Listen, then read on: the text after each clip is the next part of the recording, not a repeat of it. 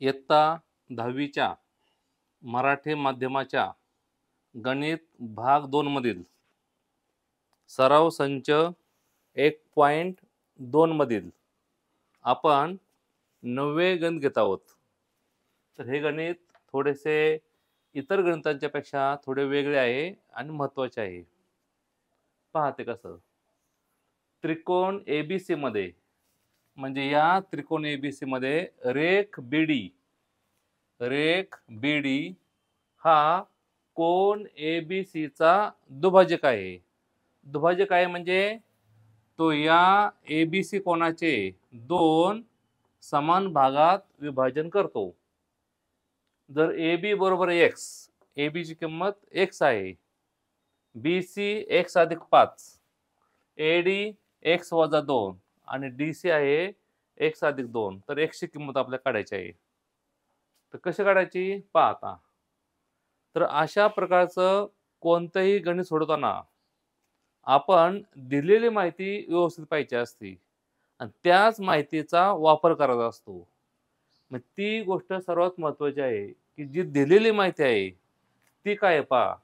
त्रिकोण ABC मध्ये रेख BD हा कोन ABC चा दुभाजक आहे. मग दुभाजक आहे म्हटल्यावर आपण आठवायचं की दुभाजकाविषयी काही नियम, काही प्रमेय, काही सिद्धांत आहे का. तर त्रिकोणाच्या कोन दुभाजकाचा नियम असा आहे.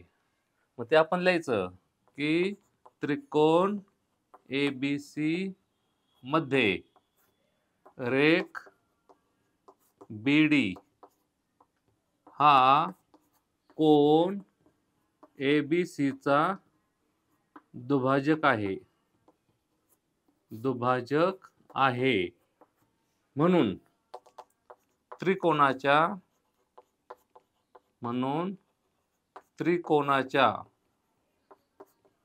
कोन दुभाजकाच्या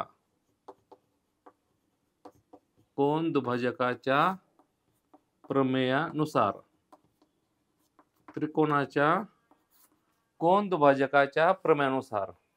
पहा त्रिकोणाच्या कोन दुभाजकाचं प्रमेय काय पहा.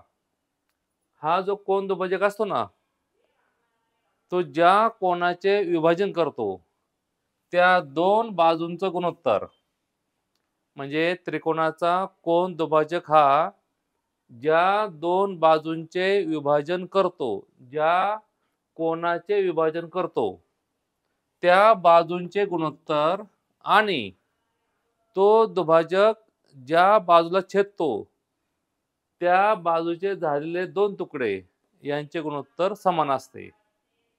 म्हणजे त्रिकोणाच्या कोन दुभाजकाच्या गुणधर्मानुसार रेख BD ने कोणत्या कोनाचे विभाजन केले कोन ABC चे. मग त्याच्या दोन बाजूंचे गुणोत्तर म्हणजे AB छेद BC बरोबर त्रिकोणाच्या कोन दुभाजकांच्या दोन बाजूंचे गुणोत्तर हे त्याने जी बाजू छेदलेली आहे त्या बाजूचे जे दोन तुकड्यात विभाजन झाले आहे त्या विभाजनाचे गुणोत्तर समान असते. म्हणजे AD छेद DC असं होणार. काय होणार AB छेद BC बरोबर AD छेद DC. आता हे नेहमीच आकृती अशी नसते. कधी कधी त्यांनी जर आपल्याला अशी आकृती काढून दिली अशी त्यावेळेस मग हे छेद हे असं होणार नाही. त्यावेळेस काय होणार ही बाजू छेद ही बाजू म्हणजे त्या कोन दुभाजकाने या कोनाचे विभाजन केले आहे त्याच्या बाजूंचे गुणोत्तर हे छेदलेल्या बाजूंचे जे दोन तुकडे झाले त्याचे गुणोत्तर समान असते. मग याचं कसं होणार हे छेद हे बरोबर हे छेद हे काय नावं असतील ते असतील. समजा त्यांनी आकृती अशी काढून दिली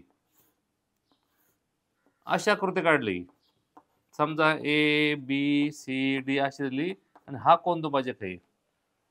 तर यावेळेस काय राहणार AC छेद BC. AC म्हणा CA म्हणा एकच, BC म्हणा CB म्हणा एकच, पण या दोन बाजूंचे गुणोत्तर म्हणजे AC छेद BC बरोबर AD छेद DB किंवा BD काही म्हणा, AD छेद DB किंवा AD छेद BD असं म्हणा. या दोघांचं गुणोत्तर बरोबर या दोघांचं गुणोत्तर असं होणार आहे. मग आता पहा या त्रिकोणामध्ये बीडी हा कोण दुभाजक आहे, त्यामुळे AB छेद BC डावीकडले छेद डावीकडले बरोबर हे उजवीकडले छेद उजवीकडले मांडायचं. म्हणजे AB छेद BC बरोबर AD छेद DC.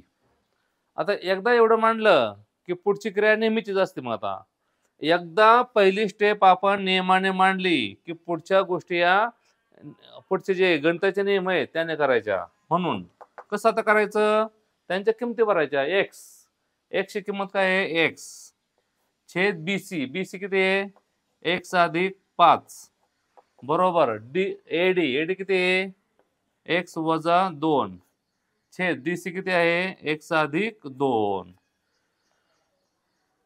एक्स छेद एक्स अधिक 5 बरोबर एक्स वजा 2 एक्स अधिक 2.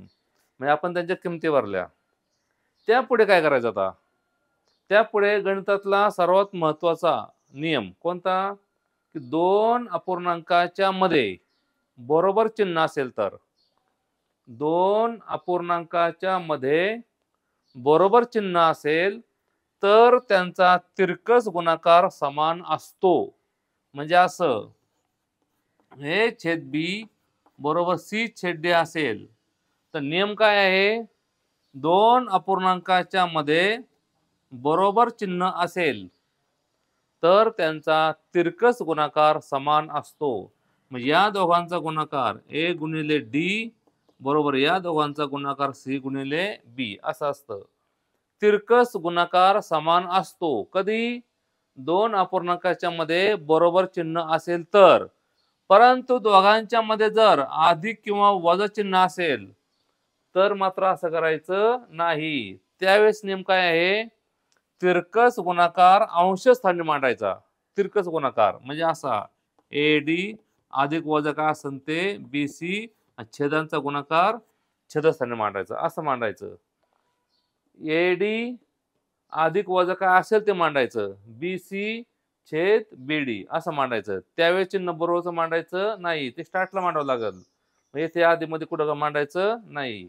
आता येथे कसं आहे, दोन अपूर्णांकाच्या मध्ये बरोबर चिन्ह आहे त्यामुळे त्यांचा तिरकस गुणाकार समान असतो. मग या खालची स्टेप कशा होणार, या दोघांचा गुणाकार बरोबर या दोघांचा गुणाकार. जर एकापेक्षा जास्त पदे असतील, जर एकापेक्षा जास्त पदे असतील तर काय करायचं माहितीये का, त्यांना कंस टाकायचे जास्त पदावाल्यांना. म्हणजे असं मांडायचं एक्स कंसात एक्स अधिक 2 असं मांडायचं. एक्स कंसात एक्स अधिक 2 बरोबर एक्स वजा 2 आणि एक्स अधिक 5 असं मांडायचं. पहा या दोघांचा गुणाकार बरोबर या दोघांचा गुणाकार. पुढे आता नेहमीप्रमाणे कसं होणार, एक्स गुणिले एक्स एक्सचा वर्ग अधिक 2x. पहा एक्स गुणिले एक्स एक्सचा वर्ग अधिक 2x बरोबर एक्स ने एक्स ला गुणलं एक्स वर्ग अधिक 5x. कसं आलं पाहे, ह्या एक्स ने आधी ह्या एक्स ला गुणायचं म्हणजे एक्स ने एक्स ला गुणलं एक्स वर्ग आला. एक्स वर्ग काय येतो, तर गुणाकारामध्ये अक्षर समान असेल तर म्हणजे त्याला चल म्हणतात. चल समान असेल तर त्यांच्या घातांकांची बेरीज होते. येथे घातांक नामे एक आहे एक्सचा वर्ग आला अधिक 5x. एक्स ने परत 5 ला गुणलं, आता याने गुणायचं वजा 2x. बेपंच 10 वेगवेगळे चिन्ह काय आले, वजा 10 आले. बेपंचे 10 वेगवेगळे चिन्ह वजा आले. आता याच्या खालची स्टेप पाहता, एक्स वर्ग निघून गेले. काय राहिलं, 2x बरोबर पहा 2x बरोबर 5 अधिक आहे 2 वजा आहे, वेगवेगळे चिन्ह आहे.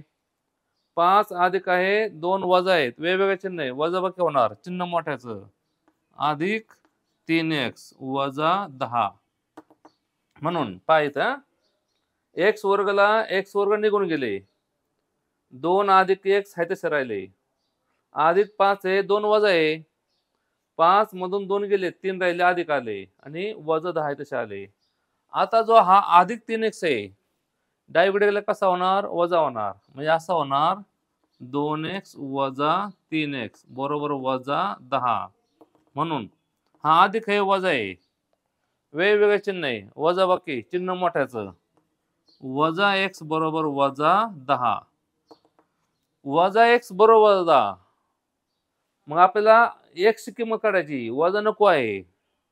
मग काय करायचं, जर या ठिकाणी वजा असेल तर हे चिन्ह घालवण्यासाठी समीकरणातल्या प्रत्येक पदाचे चिन्ह बदलायची. म्हणजे वजाचं अधिक केलं, या वजाचं पण अधिक केलं.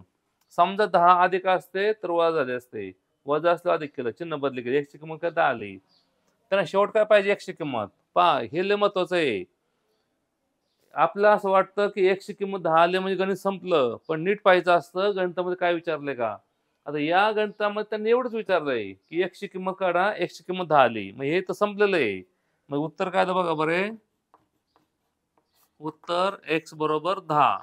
पण त्यांनी जर प्रश्नामध्ये आपल्याला विचारलं असतं तर ए बी बरोबर किती, बी सी किती, सी डी किती, मग आपण त्या किमती भरल्या असत्या. मग ए बी ची किंमत आपण लिहिली असती 10, बी सी ची किंमत विचारली असते त्यांनी, बी सी.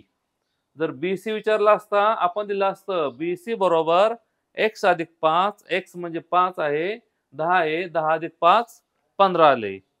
जर त्यांनी आपल्याला एडी विचारला असता, एडी आपण म्हणलं असतं एडी बरोबर x वजा 2, 10 वजा 2 म्हणजे 8 आले.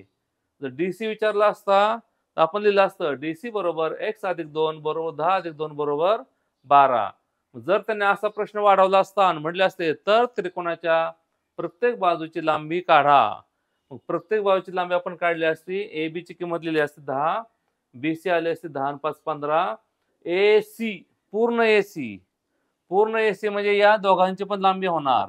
म्हणजे एडी ची लांबी आली होती 10 तून 2 गेले 8, ही 8 आली असती एडी आणि ही 12 आली असती, 12 आणि 8 20 आले असते. किंवा x वजा 2 अधिक x आहे 2, 2 ला 2 गेले असते, उत्तर आलं असतं 2x, 2x म्हणजेच 10 दुने 20 आलं असतं. अशा प्रकारे हे 20 होणार, ही 15 होणार, ही 10 आली असती. तर आता हे झालं सराव संच 1.2 मधील 9वं गणित झालेलं आहे.